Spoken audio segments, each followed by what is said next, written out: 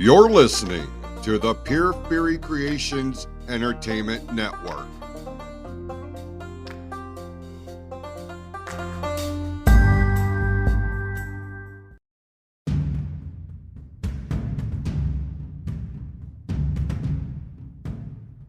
The views and opinions expressed on this episode are those of the speaker and do not necessarily reflect the views, opinions, or philosophies of the PFC Entertainment Network or any of the affiliates that make this show possible. This show has also been rated M for mature audiences only.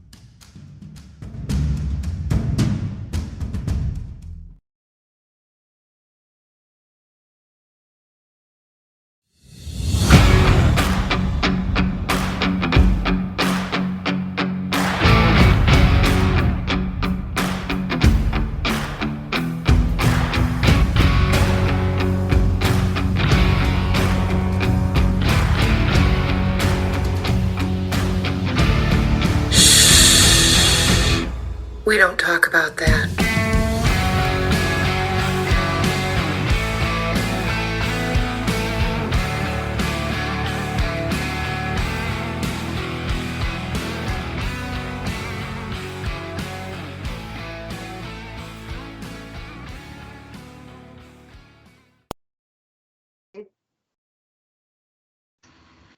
Hey, and welcome back, everybody, to Shh, We Don't Talk About That.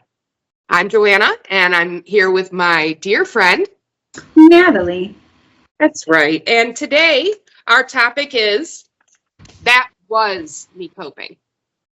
And we're talking about unhealthy coping techniques. I personally have a lot of experience with that. I think we all do. Yeah. Coming from a background of trauma, there are unhealthy coping techniques that we tend to pick up that other people may not.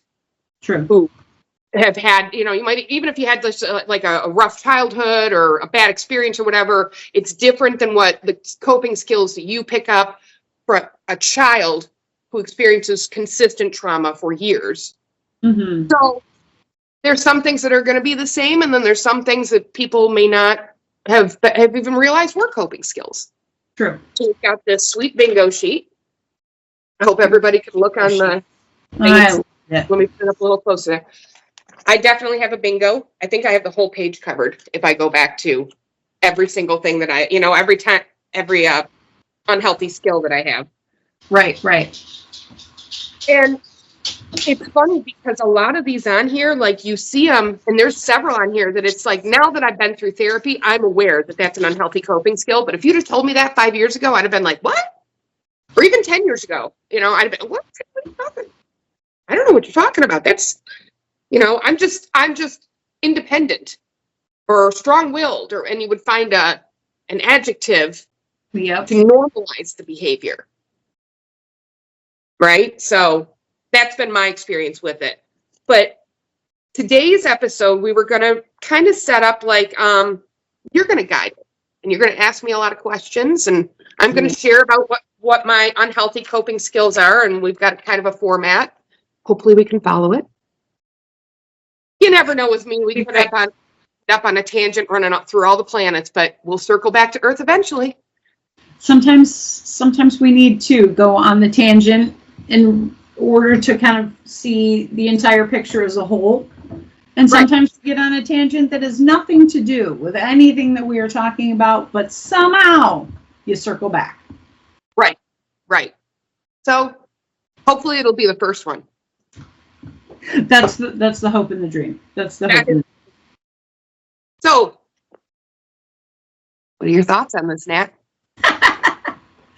So I thought that obviously talking about unhealthy coping skills, especially based off of everything that we have already talked about in the previous 17 episodes. Right. And we mentioned numerous ones throughout that time frame, but as we're getting ready to wrap up season 1, being able to talk about healthy coping skills, and then the next normal transition would be into healthy coping skills and what that looks like. So I get a lot of questions from my clients, and they say a lot of things that they do, and I'm like, oh, well, do you feel that that's a healthy coping skill or an unhealthy coping skill? And they're like, well, what's the difference? So a lot of people just don't know, or they've never been, I don't want to say educated, because it's not that you're educated. They've never been taught anything different. So if you're never taught if you were never taught anything different, then how do you know what you're doing is incorrect or could be done differently or is unhealthy for you in some way? Right. So a lot of, as you mentioned, like a lot of our unhealthy coping skills do come from like unhealthy role models as kids. So if our parents are not healthy role models, or our primary caregivers are not healthy role models, then we're simply picking up on what they do.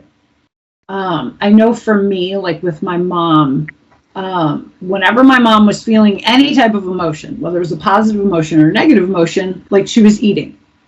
So it was like, oh, so whenever we feel something good or bad, like we eat, whether it's a treat, whether it's a normal meal, whatever it is, like that's just what you do. And because so much of society and our get-togethers, our gatherings, our time together are spent around food, I mean, obviously, whenever I come down to your house to do the podcast, I'm very excited for the snacks that you're going to provide me. One, because I'm hungry. But in the past, like I know that anytime I would get together with friends or family, like there was always snacks, there was always treats, there was always food like that. Right. So you don't really realize that if you're doing it as a way to cope with your emotions, because you're not letting yourself feel your emotions, so then you're eating your emotions away. You're kind of trying to numb those emotions. Trauma. Obviously trauma. Hold on one second. I will get to your question, ma'am. Trauma can definitely have a huge impact on unhealthy coping skills. You can come from a healthy family who raises you healthy, who teaches you all the healthy, proper ways to deal with things. And then now you're thrown into a high stress work environment or a high stress school environment or a high stress home environment much later in life. Doesn't necessarily mean that you're not trying to implement your healthy coping skills at that time, but it doesn't also mean that you're not finding unhealthy coping skills in order to cope. Well, all my friends go out to drink after work, so maybe I should start doing that. Starts off as a social thing. Now you're drinking in order to cope with things at work or coping with things at home. Primarily, our unhealthy coping skills are rooted in our childhood, but can definitely show up later in life. And primarily, as they show up later in life, it's more from a lack of awareness, like I mentioned, like you're not really aware of anything different, but then also a lack of resources. Like nobody's going to Google, I'm dealing with a lot of really stressful shit at work right now. What can I do to cope? Nobody's going to Google that. So they find different unhealthy ways to cope. I Googled find me healthy coping skills at one point because I couldn't think of any. So I was like, I'll just Google healthy coping skills and something up there is going to come up. I'm probably the only person. When we were talking about the one thing that I wanted to, that came into my mind that I wanted to mention, we talked about unhealthy coping skills and how we don't necessarily recognize how they affect us. Right. You and I talked about when we were brainstorming, one of the things that happens with unhealthy coping skills that is not true with healthy coping skills, like both of them help us get away from the problem, whether it's we deal with the feelings, process them and move through, like with healthy coping skills, or unhealthy coping skills help us avoid them. The difference is with healthy coping skills, 2 of 1, they are all, I can't find one that doesn't give you a benefit in your mind, body, or spirit in some way. They are all of benefit. Even if they don't solve the problem, they'll make you feel better in the moment. Yeah. All the unhealthy coping skills, it's not 2 of 1, but majority of them, almost all of them, not only do they do the thing that you want them to do, they move you away from the problem, but almost all of them harm us in some way. Yeah. And create harmful patterns. And so people think that it doesn't matter what you indulge in because it fixed the problem. It got me out of that. Right. But does matter, especially long term, when you continuously indulge in it. You know, it's like if you burn your hand once, you can heal from that. That's fine. But if you burn your hand every day, every day, every day, not only are you going to have long-term problems, you're going to lose all function. You're going to lose like the damage compounds. Yes. And that's what happens with that I've found. What happens with unhealthy coping skills is I think I'm solving the problem. Often I'm creating another problem I'm going to have to deal with at another point, especially if I keep indulging in that unhealthy coping skill, like binge eating. Absolutely. You know, things like that. So I don't know if people think, sometimes I don't always, about why it matters, that like why it really matters that we try not to indulge in we know why it matters we indulge in healthy coping skills, but why it matters that we try not to indulge in them. It's not just about that they don't necessarily work. It's about you're actually hurting yourself. Yeah, absolutely. Absolutely. Maybe others. So anyway, that was my finger in the air. I like it. I like it. And like you mentioned, like an overindulgence of anything, ultimately the goal of an unhealthy coping skill is to ignore whatever the problem is that is being presented, whether it's a lot of stress, whether it's you're starting to feel emotional for whatever reason, and emotional in a negative. Emotions aren't negative or positive. No. But like you're starting to feel like, okay, this is too much and now I need to cry. Okay, crying's not going to help me, so I need to find something that's going to help me. When in reality, a lot of times the crying does help. And unless like you have underlying issues of like depression or things of that nature, where sometimes crying just keeps us pushed down a further dark hole.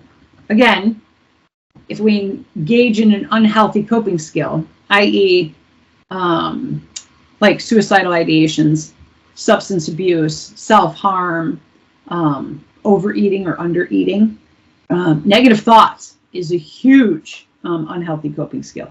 Drinking a lot of caffeine, like there is an excess.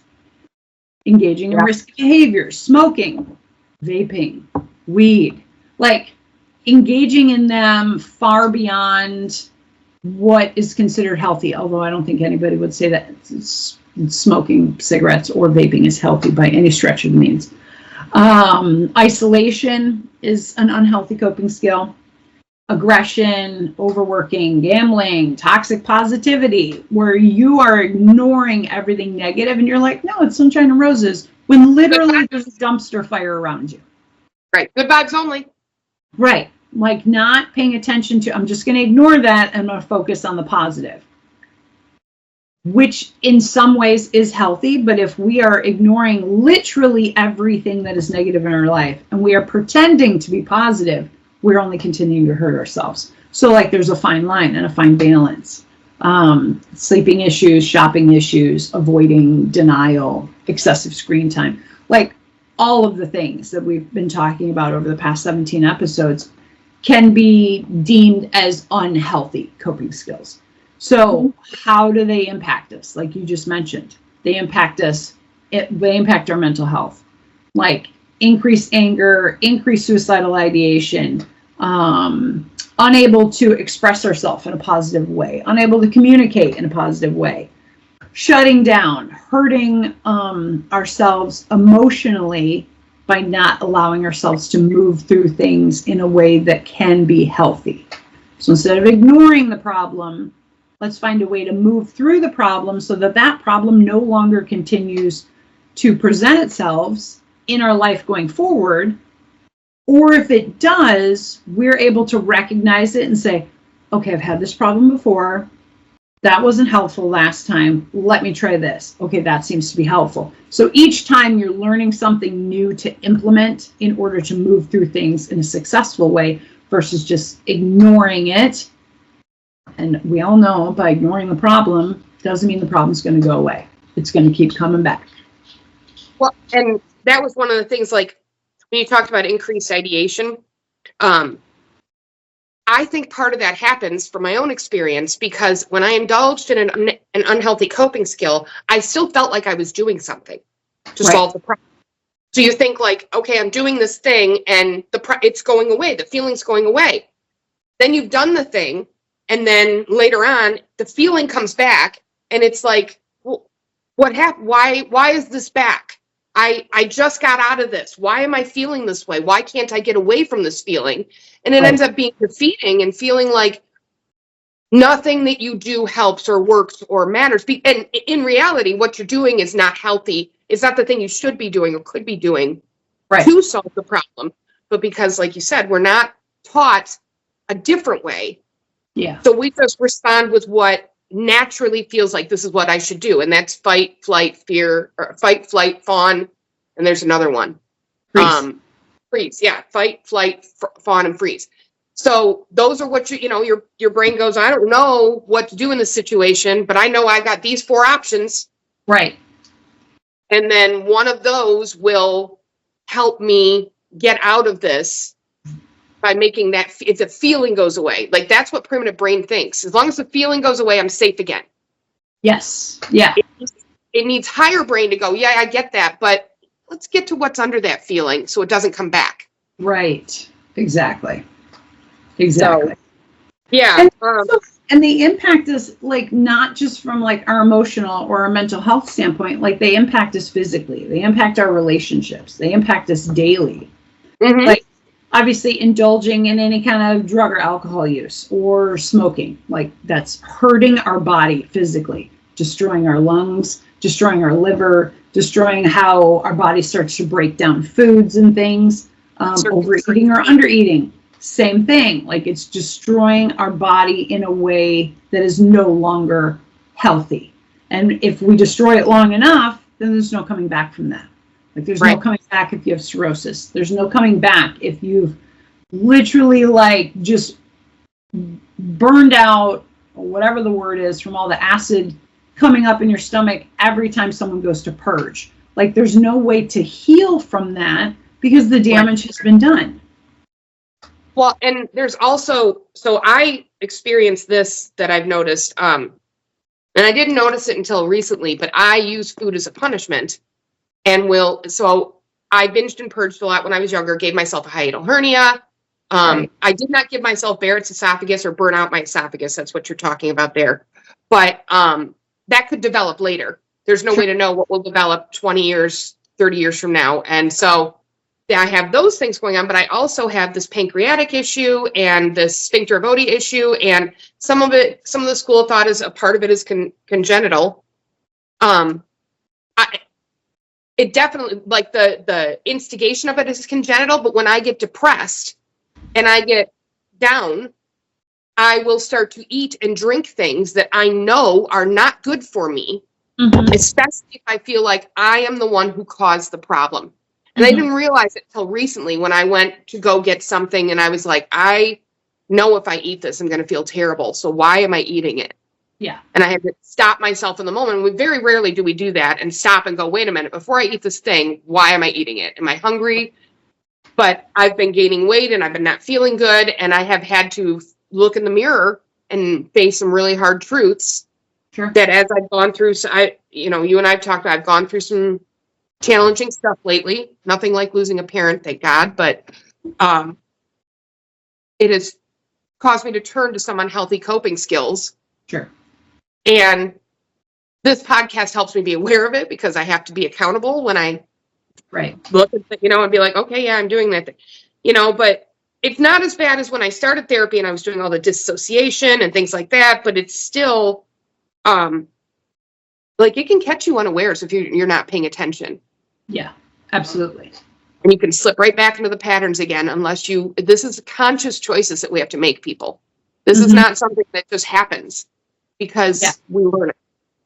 You have to choose wake up one day and be like, you know what? I'm going to start using healthy coping skills. Right. And automatically, all the unhealthy ones you've been using automatically go away. Like it takes time. It takes repetition. It takes consistency. Like you have to constantly check in with your body and check in with your emotions to see where you're at in order to then continue to stay choosing a positive, healthy coping skill over a negative, unhealthy coping skill. Right. Yeah. And that is probably one of the, I think for me, the most challenging thing has been to recognize when I'm doing the unhealthy coping skill, either in the moment or before it happens. Sure. It's once I figured out what mine are, because that's your other challenge. You got to figure out what yours are. And then you got to figure out what triggers, what makes me do this thing. Yeah. And I just did this yesterday when I'm like, okay, what am I feeling in my body right now? Because if I get that feeling again, it may alert me to, hey, you're having an experience now that may lead to an unhealthy coping skill. Like you have a feeling inside you that needs to be processed. Absolutely. But these unhealthy coping skills help us avoid all of that. Like if you just indulge in that, you don't have to do any of this work. Right. But right. It doesn't go away. No, the problem still stays there. And Definitely stays there. You know, like if you have body image issues and then you're eating your feelings and then you're gaining weight and then you're looking in the mirror and that's influencing your body image issues. So you go and eat your feelings, like you can end up on a hamster wheel where you're not losing anyway. For years. And Right. they don't realize it. Or people that start off as like, let's just call them casual drinkers. Like, oh, my friends get together after work every Thursday. So now you get invited and you start going and like, this is great. Like I'm building up like my friends, like I'm hanging out with people, like this is great. And then it's turning into, okay, now we're going out 2 nights a week. And then eventually we're going out 5 nights a week. And then it's like, okay, well, it's too expensive to keep going out. So I'm just going to start having a beer at home every night when I get home, or 2 beers or a 6-pack. Like, and so by engaging in one thing that was just supposed to be a creative social space, you have now ended up with an unhealthy coping skill to manage your entire day at work by going home and, well, I have to have a beer. Like I have to. Like I have to have this glass of whiskey, or I have to do this. Because your body has gotten used to doing it. And so now your brain is associating anytime we have a stressful, hard day at work, or we have a positive, great day at work, we need to celebrate that or we need to drink it away. Right. Until, okay, now you've just become a slowly functional alcoholic. You're able to go to work, you're able to do your job, but now you're using an unhealthy coping skill at work, at home after you get home from work. So now that's impacting your marriage if you have a marriage, or a partner, or impacting your kids, or just your relationships in general. Like being aware of what you're doing and why you're doing it, and then looking for, am I making an excuse so I can continue to do this behavior whenever I'm feeling this type of way? And if you're looking for an excuse, that's automatically an unhealthy coping skill. Instead of being like, okay. We have up there ignoring feelings, denial. Yep. Right. Absolutely. And then disassociating too. Mm-hmm. Which. And you'd mentioned like in the beginning, like, okay, why? Like, why do we do these? A lot of times it's because we're unaware. Sometimes we have no idea what we're doing is unhealthy. Right. We don't have the resources. Like, we don't know what else to do. We've never been shown anything else to do. We've not even thought about researching what else to do. We don't talk to people about what we do. So we're not gathering resources to change it. Trauma, childhood. Right. And overall, your underlying goal is you're looking to decrease the overall symptoms, but you're not looking to resolve them. Like you said, like I'm looking to numb whatever it is I'm feeling, but I'm not looking to solve them, which is way easier. Right. Way easier than doing something different in order to solve whatever the problem is. Well, sometimes the problem feels unsolvable too. Yeah, a lot of times. And people, that's not because the problem is unsolvable. Often it's because our brain is so overwhelmed that it's like, I can't, this can't be fixed. It's too big. I'm stuck with it. It doesn't matter. And you get this like negative thought pattern that'll run through your head, and you need somebody to help you break that. Whether it's a friend, a family member, somebody that you trust, somebody that you respect, and somebody who's going to tell you the truth and be honest and kind and caring while they do it. Not tell you you're a piece of shit or you're fucking up your life or anything like that. Right. None of that is helpful. No. All that is creating shame is never going to help you get out of these coping skills. Because then you're going to start doing whatever it is because of the shame. Yep. So the first thing I found with my unhealthy coping skills is to not just acknowledge that I'm doing it, but to forgive myself. Yeah. You know? Yeah. But I was surprised by this list, by how many are on here that I don't think people are aware are negative coping skills or unhealthy coping skills. Things that I knew about, but like all or nothing thinking was one that surprised me. My husband has a tendency to do that. If he gets triggered, and he's just like, well, I'll never do that again. And I'm like, don't lie. You don't know that's true, you know, or refusing help from others. Mm-hmm. I knew that like dissociating, you know, gambling, binge eating, restricting food intake, I didn't even think of until I saw this. I do that because I feel like sometimes I'm not worthy of the nourishment. Right. But I didn't realize why I was doing it until I sat in my, like, I had to sit in my feelings over these last couple of weeks, y'all. We've had a few weeks that we've been planning this podcast just because of things that have happened in your life. You lost your mom. I've had stuff go on. So I've had a lot of time to think about this. And I didn't realize that there was a bunch, like undersleeping. I stay up really late. And then my body wakes me up 5-6 hours later, and that's it. I'm done. Right. That's because my body's used to it. It's not because it's not what my body needs. I'd convinced myself for a long time, only need 5 or 6 hours of sleep. That's not true, people. Mm-hmm. I need 8 hours of sleep just like everybody else. But my body has gotten used to and convinced itself that I only deserve 5 or 6 hours of sleep. Right. And so that's what it gives me. Why? Because the body keeps the score. Mm-hmm. So even when our brain can't, our body's got a scoreboard downstairs. It's like, yep, and one for this side, one for this side. Well, this side is super heavy, and this one must be winning. We'll go with this. And you have to choose. Like you got to choose the losing side to make it the winning side. Right. So, you know, overworking, gossiping. I didn't know that was an unhealthy coping skill.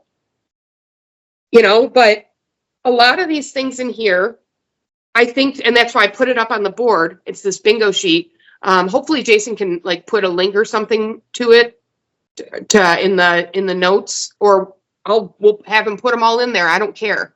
But all of these things this is just like, there's other things besides this bingo sheet that can be unhealthy coping skills. But this is an extremely comprehensive, generalized list, in my opinion. So, you know, it's got 1, 2, 3, 4, 5. It's got 25 things on here. Well, 24 because you get free in the middle. But that's like pick your own unhealthy coping skill. That's what goes right in the middle. Right. And that could be like, I didn't see on here cutting. I did see like self-harm, but there are things like when I was doing the stuff to my feet, I wasn't trying to hurt myself. Right. I was picking. It was like a picking thing. And then I would end up hurting myself and then be like, well, that must be what I deserve. Right. Which is the definition of self-harm.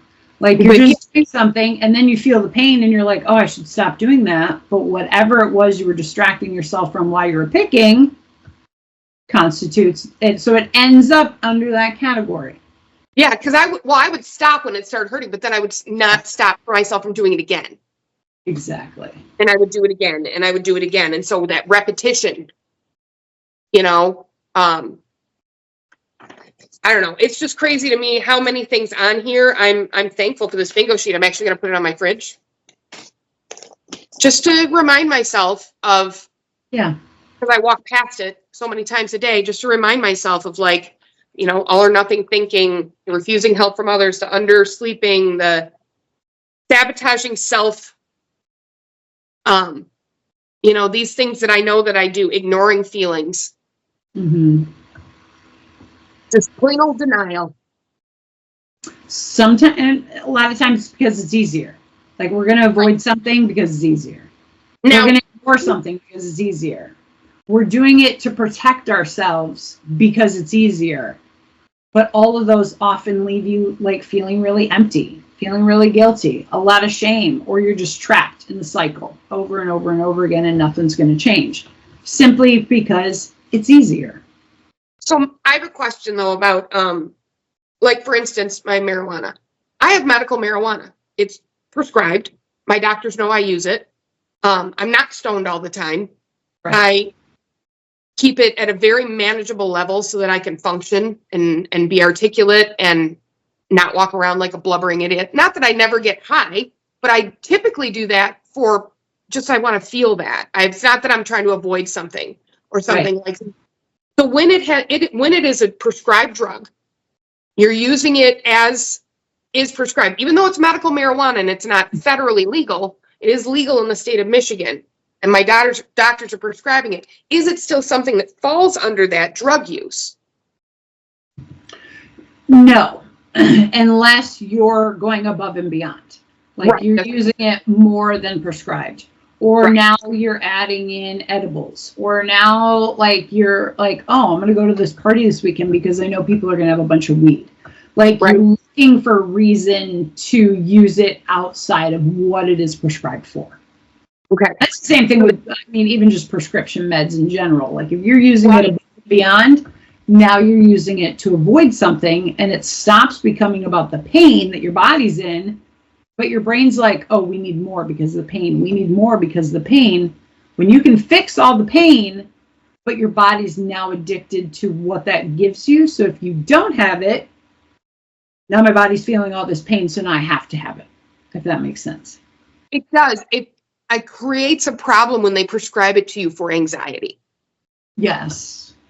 And this is the same for Valium or Klonopin or, any other drug that's out there that is used to calm, Ativan, and all of those things. Even Benadryl, if you overuse that, or I have hydroxyzine, which is an antihistamine, but it gives me an hour or two of calm when I go into a stressful situation. And then it lifts and I am still in the situation and I have to manage on my own, but it gets me through over that hump. So I can. Some of my anxiety, they're not sure if it'll ever go away. I have done all of the work that I can think of. I continue to work on it and I still get extreme anxiety with certain situations. And I can tell that it's based on past experiences that I have, but I've already done EMDR for them. I've done cognitive processing for them. I'm not being attacked by them, but I'm still in that like, yeah. And so that's where my big struggle is when I feel the anxiety to not immediately go to the thing that's the easiest, even though it could be a healthy coping skill. If I use it in an unhealthy way, then it flips the other side, folks. Sure. Same thing with money. I tend to reach out to people for help when I'm struggling. I'll call somebody instead of self-soothing. And it took a therapist saying to me, oh, so you aren't capable of self-soothing. And I was like, what?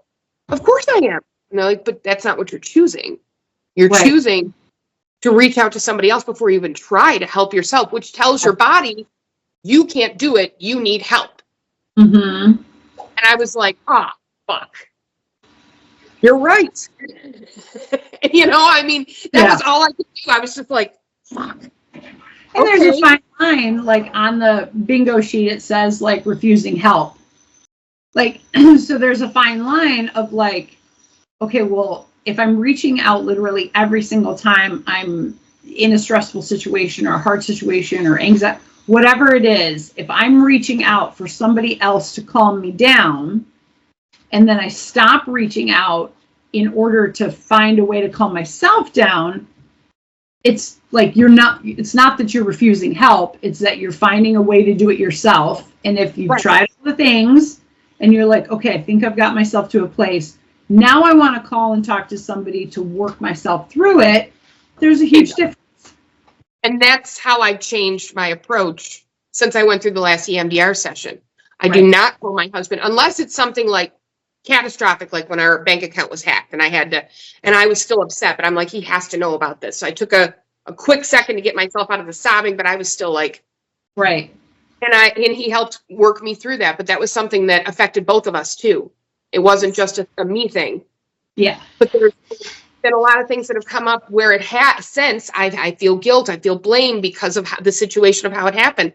And instead of running to him to reassure me it's not my fault, I am taking a moment to process, to think about the facts, to remind myself feelings aren't facts, to lay out all of the things on the table, look at them from an, like step out of my body almost and look at them from an objective point of view and go, okay, if this was somebody else that was going through this, would I blame them and say it's their fault? Right. I would not. And that then, and then it's turning into, so why am I blaming myself? Why are you blaming yourself, Joanna? Why are you different than everybody else on the planet? That Right. If everybody else did this thing, they would be a victim, but because you did it, because it happened to you, it's your fault and you are irresponsible, and that's getting out of that loop. And it takes sitting in those feelings and trying to figure out what is driving this action that I had. Absolutely. What's the urge pushing me? So, self-sabotaging others. I've known I've done that for a while. I'm much better about it now because I would I'd burn everything to the ground. If something changed, even if it was something that I didn't really mind changing, but because I couldn't stand, a plan was in mind, we were supposed to do it this way, and then somebody changed something. Right. And I'd be like, forget it. I don't even want to go. I don't even want to do, I couldn't handle, because I had already mentally prepped myself, and I didn't realize what I'd done was do all of the damage control in my head for the planned thing. And now we've changed something. Well, I don't know what's going to happen with this thing. And that could, everything could, but I didn't realize those thoughts were spiraling in the back of my head. Sure. These are all unhealthy coping skills that we're just not aware sometimes. And you need an outside perspective sometimes to help you. Even if it's just a bingo sheet like this, that you're willing to look at and be like, okay, what am I honestly willing to admit I'm doing? Because you only got to admit it to yourself, folks. You don't have to admit it to anybody else. No, you really don't. At least tell yourself the truth. And for some people that are neurodivergent, so they have ADHD, they are somewhere on the autism spectrum disorder line. The way that neurodivergent brains function is very different from the way a neurotypical brain functions. Right. So we're both of us, for example, we're both going into the exact same situation. My brain doesn't think of anything else that could possibly happen.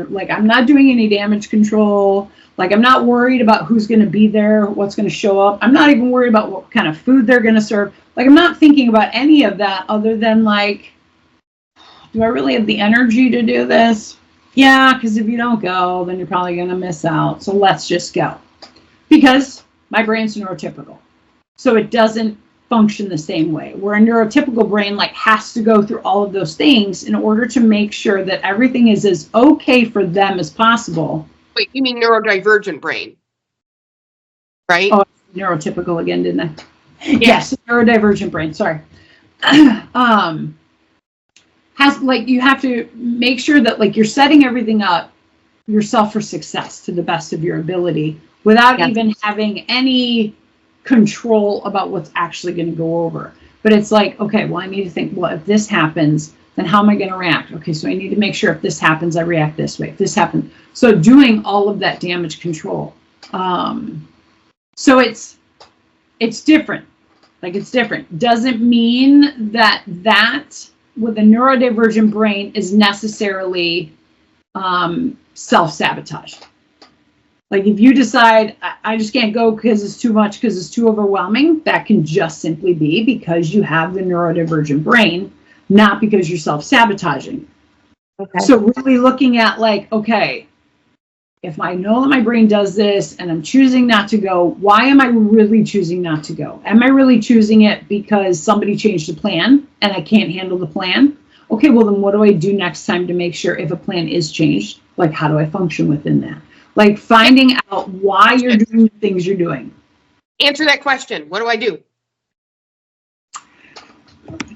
So and it was ironic because I just had a conversation with my oldest Gemini, who has a neurodivergent brain, has had ADHD, inattentive type since she was 10 years old. And she was going to a work function with her wife. Didn't know any of the people. Didn't really it's not I like to go and hang out in a bar kind of person. So she prepared herself for all of the things that could possibly take place. And then as they're getting there, like, or maybe it was shortly after they arrived, like they were just meeting with 2 other people. Well, now it's like 6 people. Well, now it's 8 people. Now there's a whole group. And she's like, okay, now I'm super overwhelmed. Like, I'm freaking, and I just want to leave. Instead of being like, we have to go, I can't do this.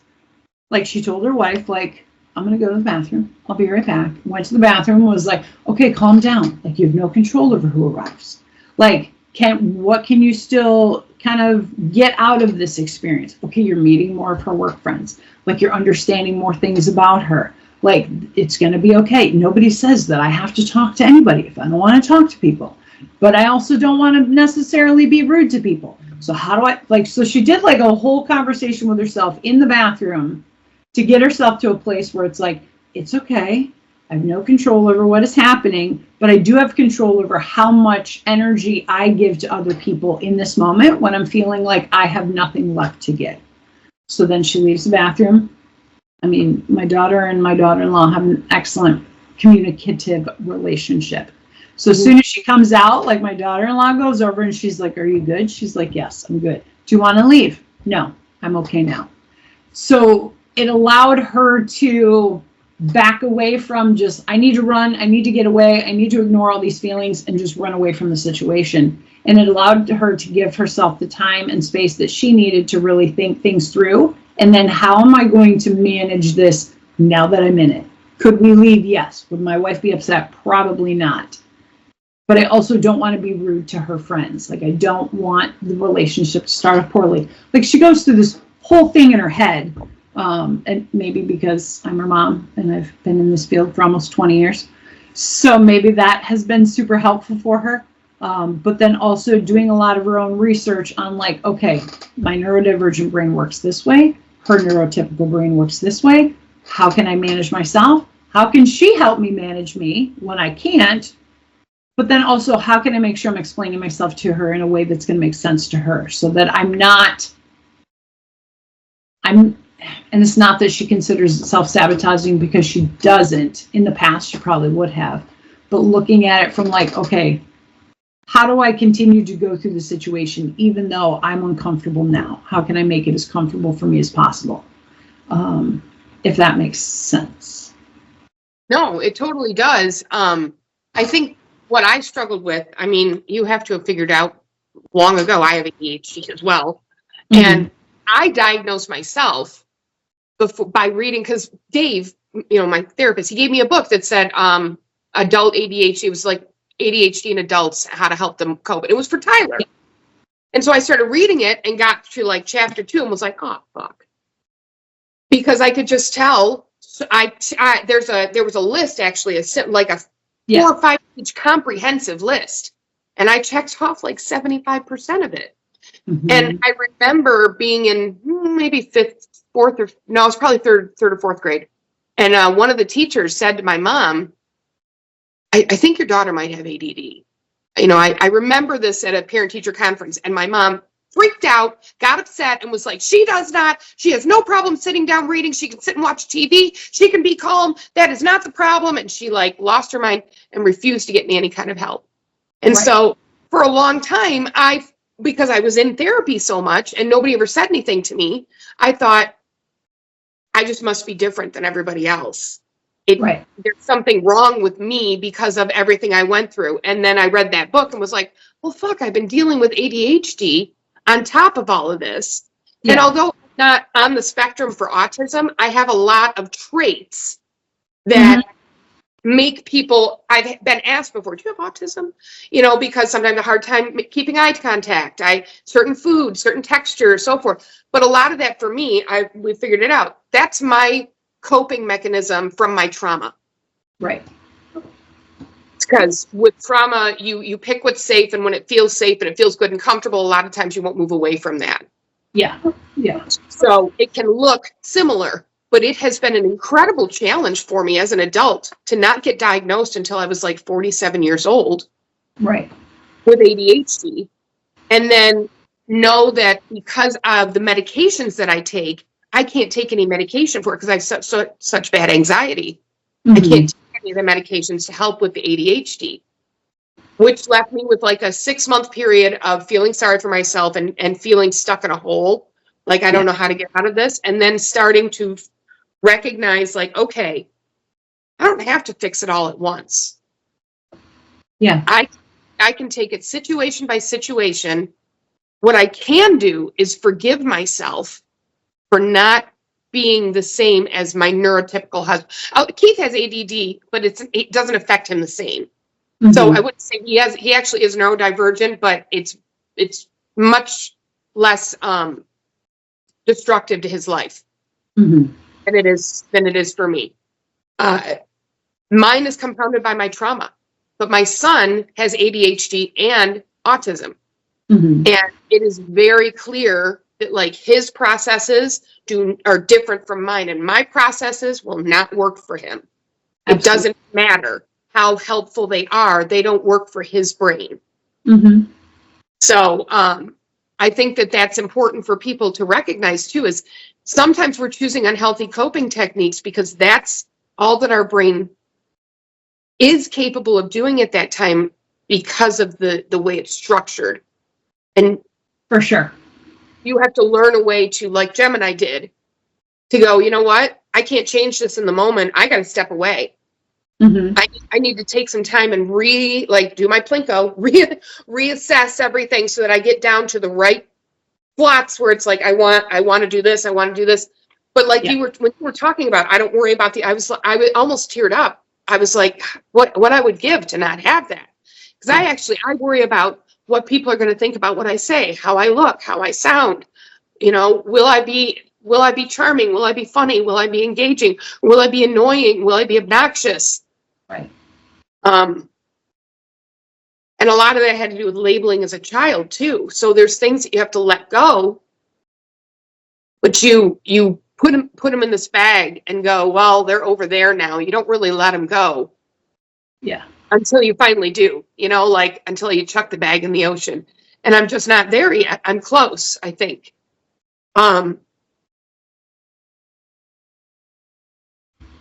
Being able to take the time, like especially with you in this podcast, get your feedback, and then honestly look at my unhealthy coping skills without self-judgment and without exterior criticism is probably one of the most beneficial things that I've had to be able to help not change them, but just help myself accept that I do them. Yeah. Because that's the first step. Is you're not going to change anything if you can't accept that you're even doing it, Right. or that's a problem, or that it's a problem. So, and even thinking about all the things that are in the bag that one day you want to chuck in the ocean, like that can even. Sorry, I have a hair that has literally been driving me crazy, so I got to pick it off me because I hate the hairs. The hairs. Like, I can have dirt all over my legs, but when a hair drives me. Anyways, so instead of thinking about like wanting to chuck it in the ocean and be done with it, being like, okay, one day I just need to sit down and I need to start pulling all of these things out of the bag. And I need to understand how that's impacting me. What can I do differently for this one thing? Okay, the rest I'm going to set aside and I'm just going to focus on this one thing. And slowly starting to change how you're reacting to things, but also how you're accepting things. And being able to say, okay, this is something that I do.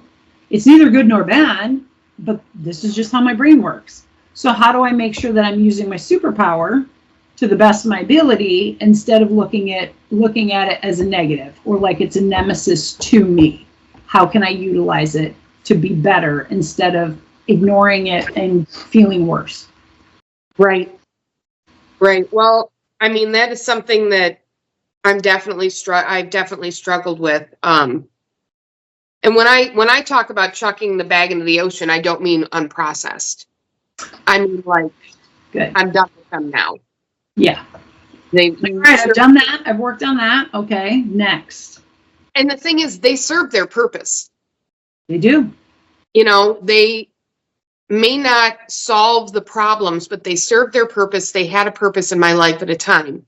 So there's no point in getting angry that I've done these things.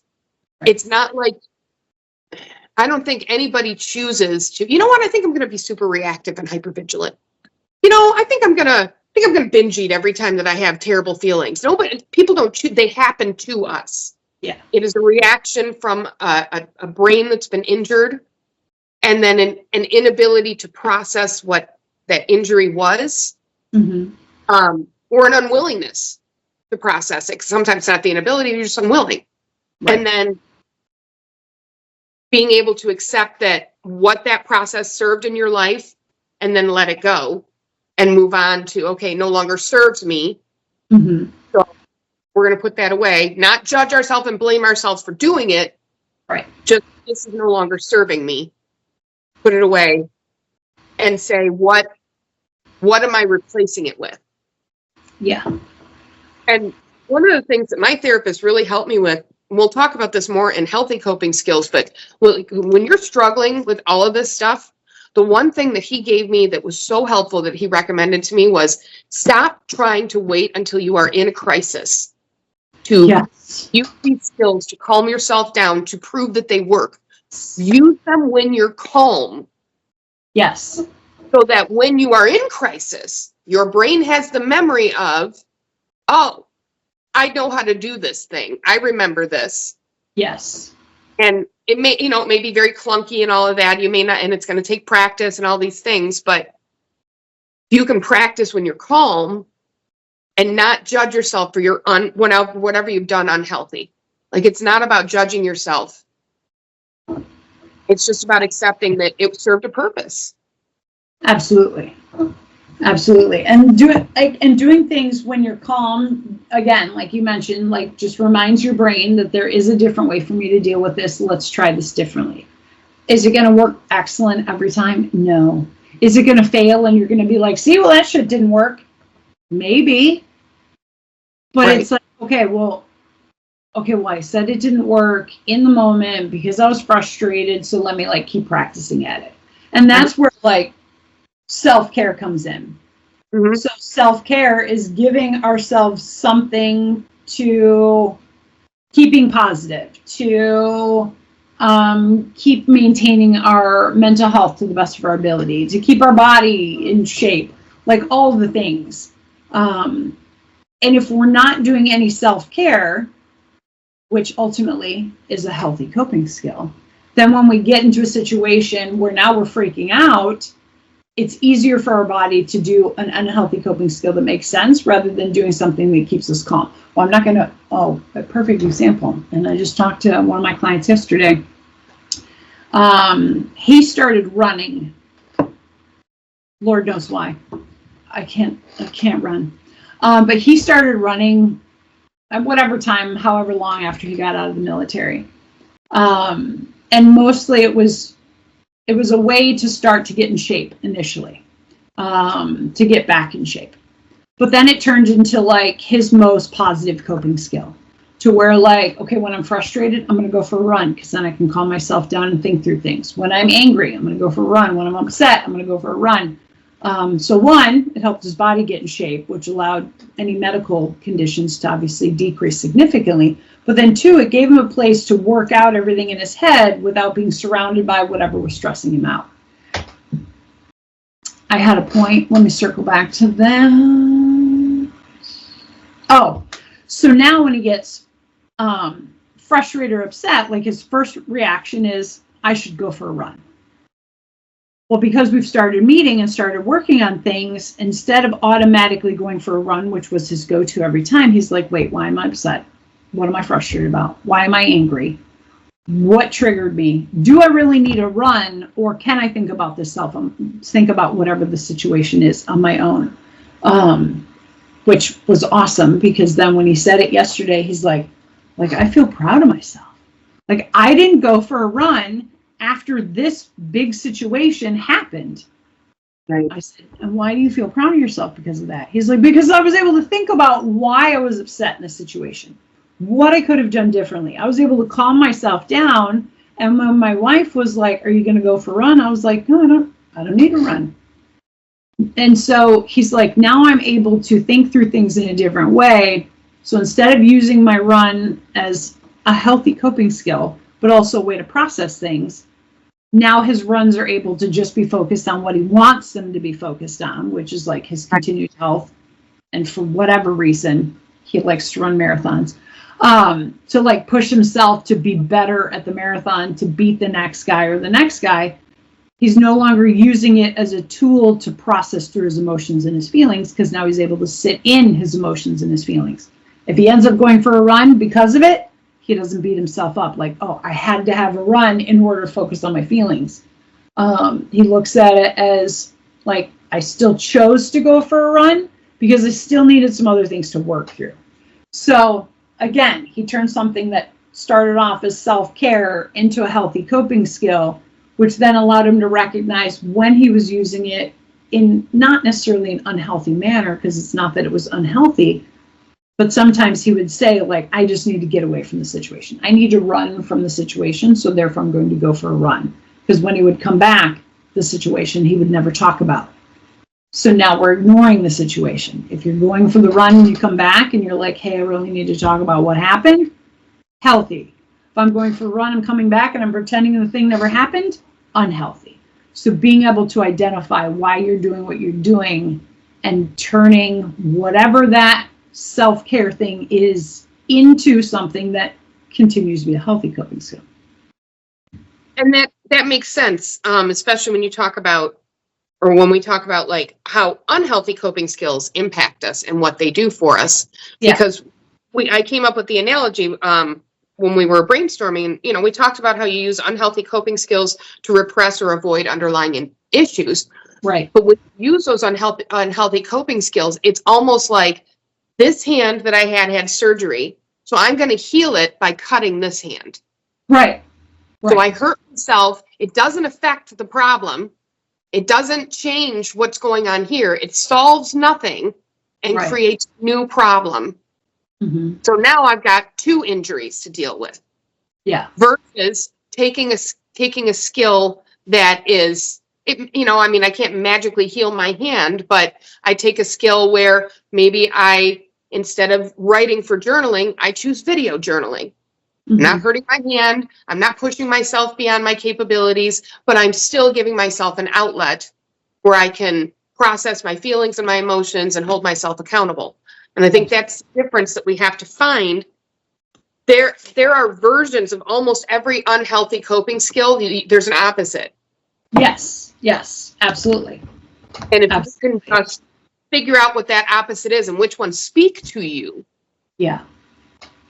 then, because you have to find the ones that fit the best, that feel like, you know, like that's a good suit to wear. You can't put something on, have it feel incredibly uncomfortable and expect it to work right away. You would have to practice more and more with that. So I found to try the first ones that I did were things that were more simple. You know, like instead of reaching out and calling somebody, I'm going to sit here and breathe. I'm going to give myself a time limit before I can call anybody for distress, unless somebody's died or there's been an emergency. I must give myself 5 minutes to calm down. Mm-hmm. Not allowed to call anybody until I have 5 minutes to calm down. Almost always, by the time I get down to that 5 minutes, I don't need to call them anymore. Yeah. Or if I do, it's to go over like, hey, I was just thinking about this thing, wondered what your feedback was on it. It's not help me get out of this distress. Yes. Yeah. So there's a flip side to each thing, you know, like this bingo sheet is so helpful for me because everything on here that I can look at that I do, I can now also write in this bingo sheet, like the healthy thing that I do that is the opposite. And giving yourself visualizations like that is really important to your brain. It's one thing to tell yourself I'm doing it.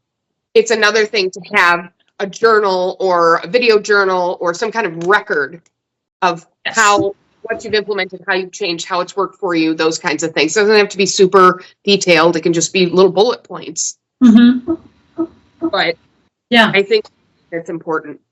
And I'll do that with my clients because I'll have some that, you know, do love journaling and some that don't. And we'll get to a point in however long we've been meeting and I'll ask them, what do you think, or how do you think you would have reacted 6 months ago when we started meeting, or a year ago when we started meeting?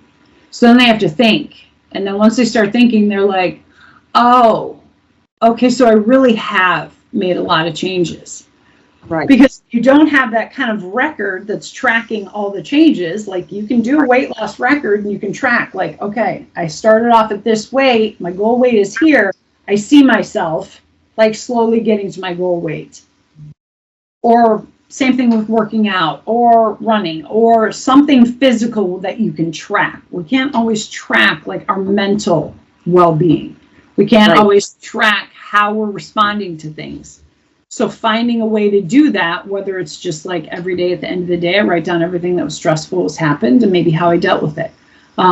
Or maybe I do one of those, there's a bunch of apps, a bunch of my clients will use them to like track their emotions and their feelings and then rate them like on a scale. Like if you don't have something visual to see, then having somebody else that has seen the changes and can remind you of the changes. And like, remember, there's no way you could have done this 3 months ago and you're doing it now. Right. So it's, again, like what you were saying, and giving yourself something to look at or to hear in order to see the changes that you have been making, which is fantastic. Yeah.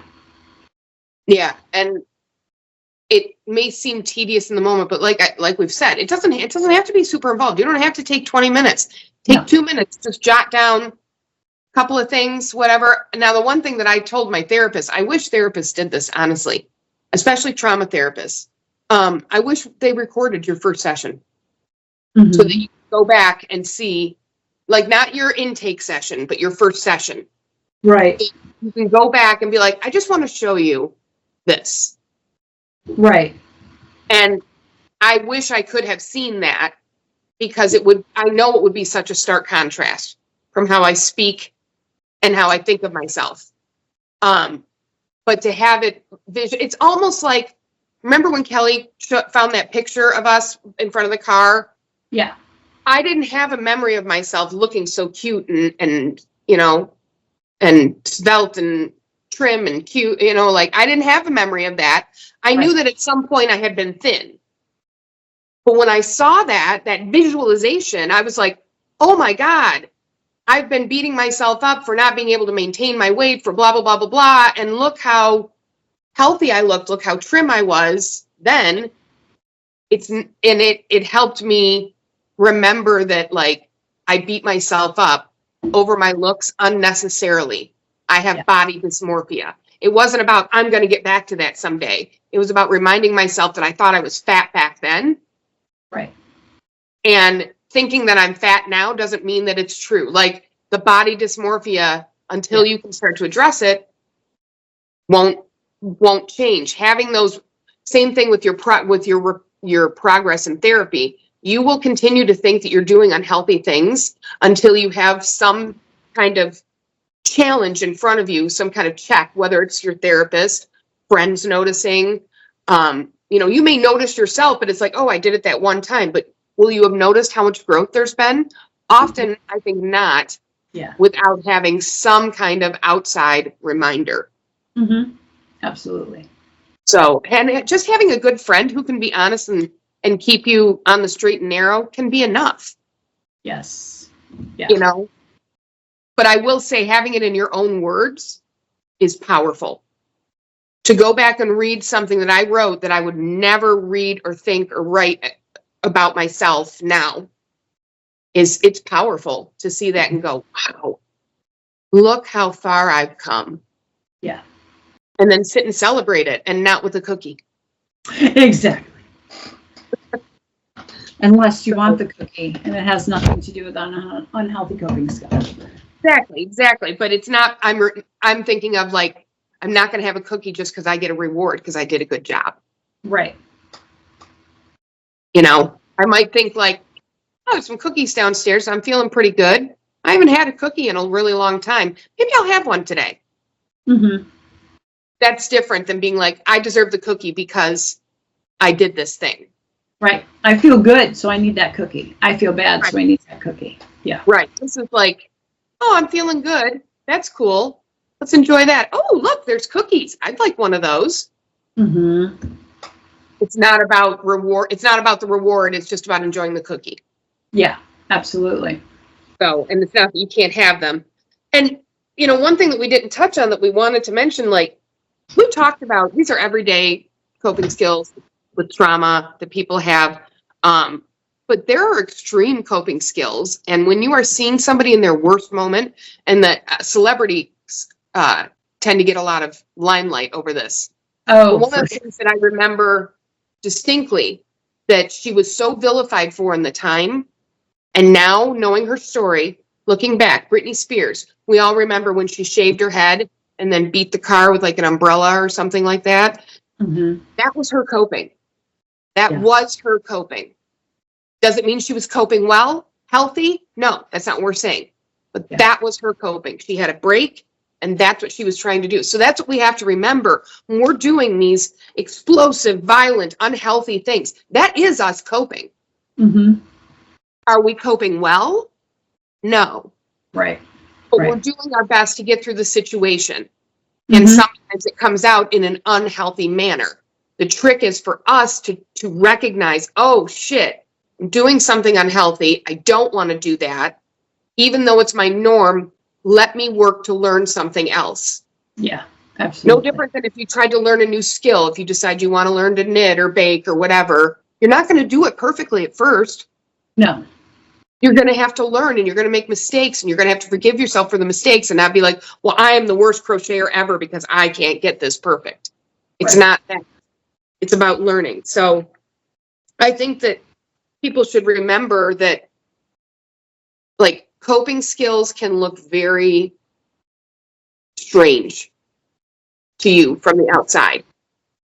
Violent, unhealthy in all the ways, but also scary. And it's still that person coping in their one of their worst moments.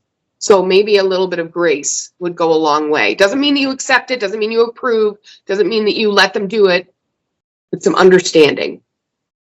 Yeah, because you don't know what somebody else is dealing with. Like, you may think that, like, your bestest friend has told you everything, and maybe they haven't, and nor do they have to. But, like, understanding that everybody's human, and unfortunately, like, all the stars, celebrities, athletes, like, anyone that has any kind of fame is on the world stage. Mm-hmm. Just because they're on the world stage doesn't mean you need to be the asshole and start talking shit about them. You have no idea what they are dealing with that has led to this, or this. Like, you have absolutely no idea. Like, you're just taking what you think you know about this person, which is like 2% of what that person actually is. Right, exactly. No more than somebody should judge you off of your Facebook page. Right. And be like, I know them because I saw this on Facebook. That is not the totality of you. Right. It is a portion, a version. Mm-hmm. You know, it's so strange, all the things that have brought us to this. And I think coping skills have changed so much with technology changing too. Sure. We talked about, like, back in the day when you had just landlines, or even before they had landlines, let's say, you could write a letter or you could go to physically to talk to the person.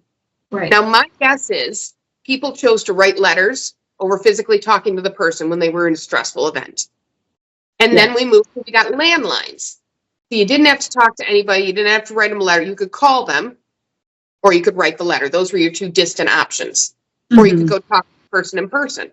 And it became like phone calls. Phone calls were very popular. People started making them a lot. You'd spend a lot of time. That's how you communicate a lot. I would just get out of school from my friends, go home, eat a snack, get on that phone, be on the phone for 3 hours, talking to my friends about all the things that happened today. You were one of them.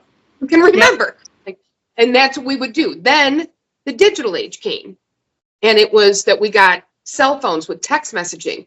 Now people text message, and they're like I've noticed that my kids' generation, they don't want to make phone calls. Fuck going and seeing somebody in person. Yeah. Like, if I have to leave my house, it better be because I'm winning money or like something terrible has happened to me. You know, groceries can be brought to you. Everything can be brought to you. So each iteration allows us to change what those unhealthy coping skills might look like, but they're all the same thing, which is it's avoidance is the underlying thing, really. Yeah. Fear and avoidance, those are the two reasons really that we use unhealthy coping skills. There's a fear there and we're trying to avoid it. So, or we just don't understand, but it's still a fear. We fear what we don't understand. Yeah. So I just found it interesting that just because you're not doing that thing that you were doing before, maybe you've replaced it with something else. True. And so that's why it's really important to try and be self-aware. And it doesn't mean that we're constantly going around judging and criticizing every single thing we do, because that's an unhealthy coping skill too. Yes. It just means that being aware of what you're feeling in your body, this, for me, at least, this is what it means for me. For me, it means I have to be aware of what's going on in my body and recognize that if I get like a pit in my stomach, a clenching, something is distressing me. Yes. And my body is trying to give me a warning before it comes up out. Hey, something's distressing you. It is my responsibility to stop and take the time to figure out what it is before it turns into an unhealthy coping skill. Yeah. Because if I don't, that is what my body's going to figure out a way to distress that, or to discharge that feeling somehow. You know, whether it causes an illness, causes a behavioral reaction, or whatever. It's up to me to give it an outlet, and the healthier I can, the better.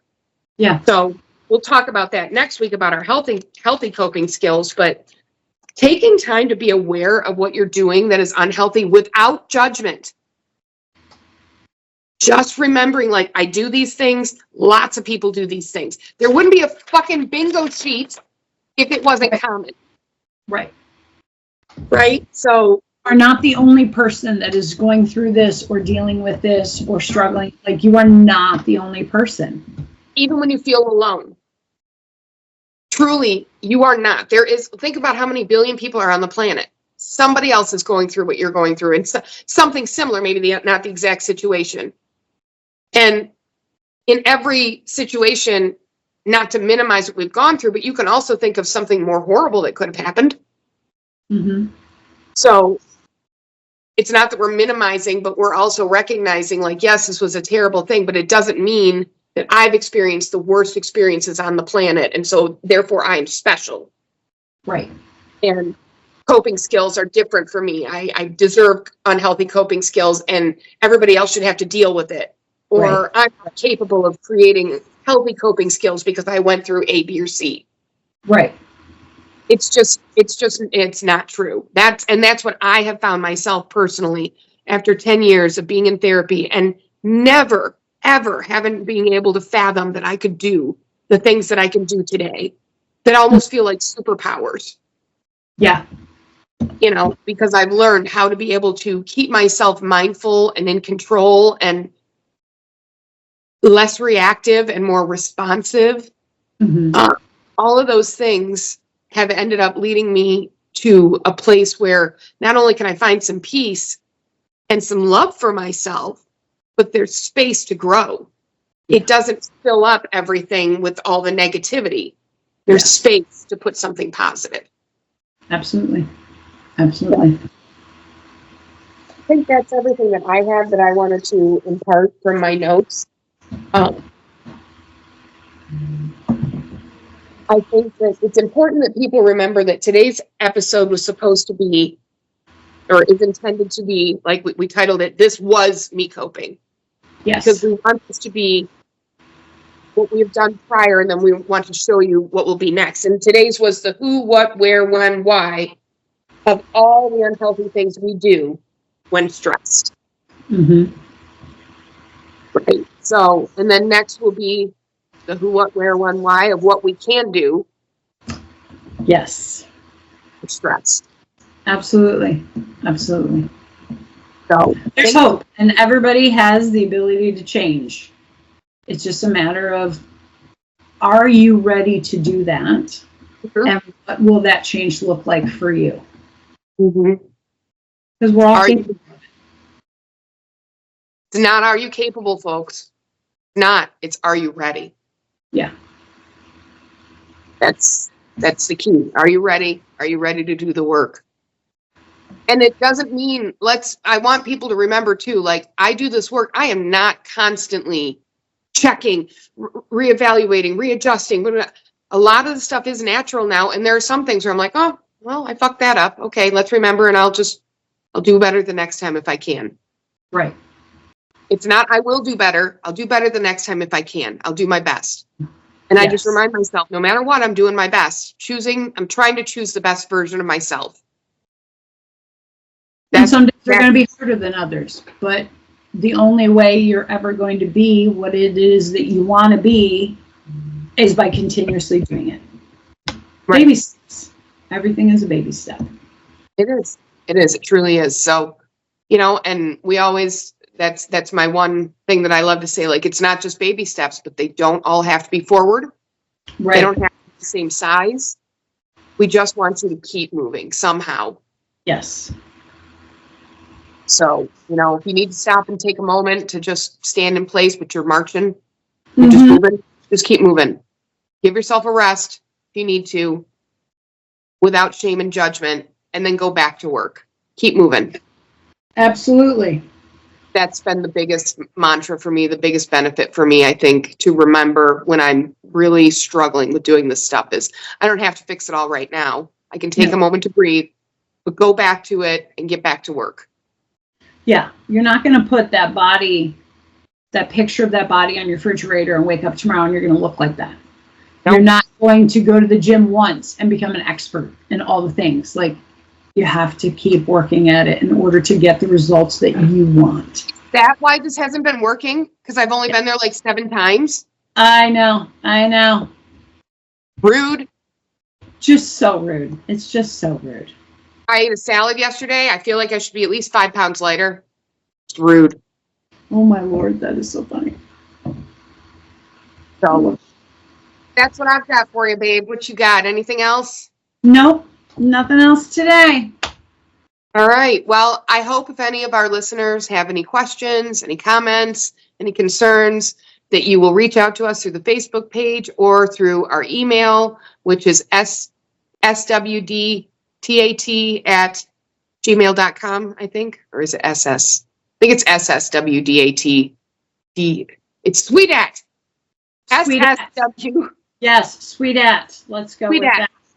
We don't talk about that. 2 S's at the beginning, I believe. At Gmail. And if you send that to us, that comes directly to Natalie or I. We could certainly address any concerns or comments you have there. The best way to reach us, I would say, is through Facebook Messenger or Facebook. You can comment on our page. You can even post there. Absolutely. Be nice or I'll delete. Absolutely. Come at us. Yeah, and please follow our Facebook page. Give some likes, share that, because we do thoughts of the day. We do those pretty frequently, maybe not every day, but almost every day, talking about experiences or coping skills, things like that. There's always some good information. So we hope people will join us on our podcast journey and help support us and get this information out there, because I wish I would have had this resource 10 years ago. It's not that I wouldn't have done the other things, but man, would it have helped normalize a lot of it. Absolutely. So, all right. Well, again, thank you so much, my dear. Always a pleasure to see and talk to you. Same. Okay. And I look forward to seeing you again soon. Absolutely. All right. Take care. You too. All right. Bye.